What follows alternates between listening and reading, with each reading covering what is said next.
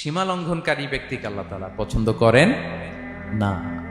Limit cross করলে আল্লাহ তাআলা পছন্দ করেন না। লিমিটকে কেউ যদি ওভারস্টেপ করে, ক্রস করে, আল্লাহ তাআলা পছন্দ করেন না। সীমা লঙ্ঘনকে তিনি মোটেও পছন্দ করেন না।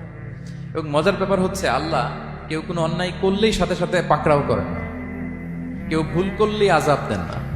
কেউ নাফরমানি করলেই আযাব পাঠান না। আল্লাহ অনেক সময় দেন, অনেক সময় দেন। শুধরে যাবার অনেক টাইম সে পায়, তারপরও যখন সে লিমিট ক্রস করে তখন আল্লাহ ধরেন। আল্লাহ সব সময় ধরে না, ধরলে ছাড়ে না। ধরে ধরে ধরে না, ধরলে আল্লাহ ছাড়ে না। আল্লাহ সব সময় ধরবে না।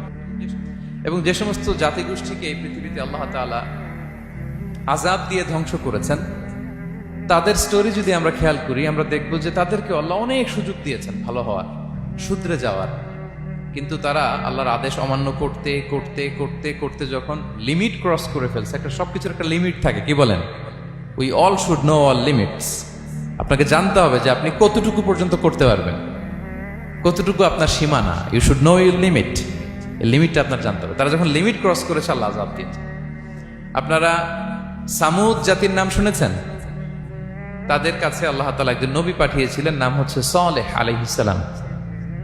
আল্লাহ নবী সালেহ আলাইহিস সালাম, তিনি তাদেরকে দাওয়াত দিলেন যে, হে আমার জাতিগোষ্ঠীর লোকেরা, এক আল্লাহর ইবাদত করো। তারা অবাধ্য হলো। তিনি সত্যের পথে আহ্বান করলেন, তারা এই কথা শুনলো না। একটার পর একটা আল্লাহর পায়গাম আসে, তারা অবাধ্য হয়, তারা অবাধ্য হয়, তারা আল্লাহ তাআলার আদেশকে মানে না। সবশেষে সামুদ গোত্র, তারা আবার খুব শক্তিশালী ছিল।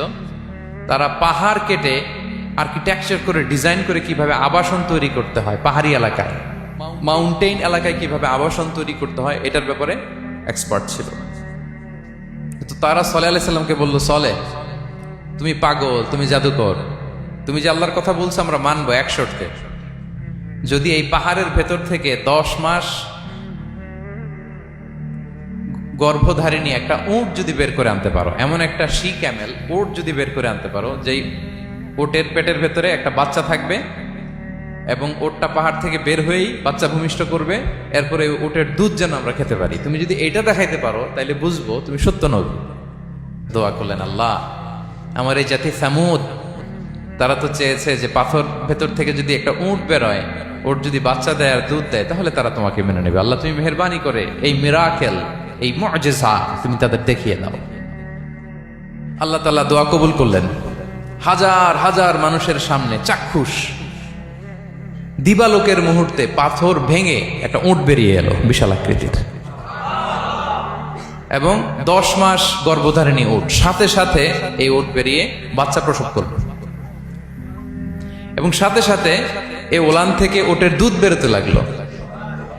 হাজার হাজার লোক এটার ওলান থেকে দুধ নিয়ে তারা তৃপ্ত হলো।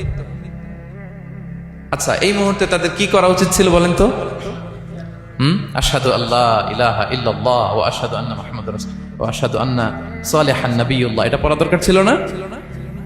দরকার ছিল। কিন্তু তারা একের পর এক গোয়ার তুমি করতে করতে করতে করতে চাক্ষুষ দিনের বেলা এত বড় একটা মুআজিজা দেখার পরেও তারা অস্বীকার করলো। সাল্লাল্লাহু আলাইহি ওয়াসাল্লাম বললেন, তোমরা তোমাদের ওয়াদা পূরণ করো।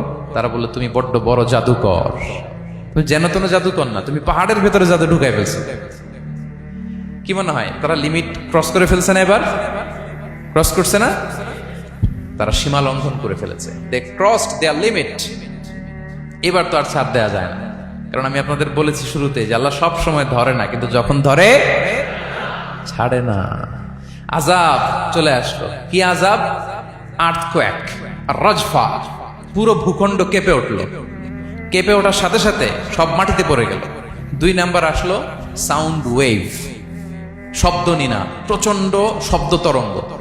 জিবরাইল আলাইহিস সালাম ওই এলাকার উপরে এসে এমন জোরে চিৎকার মারলেন, ওই চিৎকারে সামুদ গোত্রের প্রতিটি লোক কানের পর্দা ফেটে মুহূর্তের মধ্যে লাশ হয়ে জমিনে পড়ে রইল। Because they cross their limit. তারা তাদের লিমিট ক্রস করেছে। আর যারা লিমিট ক্রস করে, যারা সীমা লঙ্ঘন করে, তাদেরকে আল্লাহ তাআলা পছন্দ করেন না।